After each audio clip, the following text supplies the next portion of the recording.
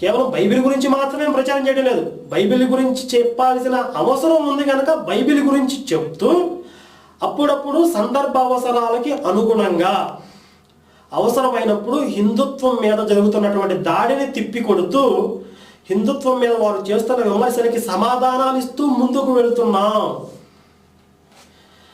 ఇకపోతే ఇప్పుడు ఈ బైబిల్ దేవుడు నిజ స్వరూప స్వభావాలు అనే పుస్తకం, ఇది ఈ అదర్ సైడ్ చేసే 2 పుస్తకాలు ఉన్నాయి కనుక మరి ఏ పుస్తకం మీద నేను కామెంటరీ మొదలు పెట్టబోతున్నానని మీకు ఒక సందేహం రావచ్చు. కనుక నేను చెప్పేది ఏంటంటే ఈ 2 పుస్తకాల మీద కూడా నేను కామెంటరీ ఏకకాలంలో చేయబోతున్నాను. అంటే వారానికి 2 రోజుల పాటు, ఒక రోజు ఈ పుస్తకము, ఒక రోజు ఇది. శనివారం నాడు బైబిల్ దేవుడి గురించి, ఆదివారం యేసునాథుడి గురించి నేను వ్యాఖ్యానం చేయబోతున్నాను. వ్యాఖ్యానం ప్రతి ఎపిసోడు 20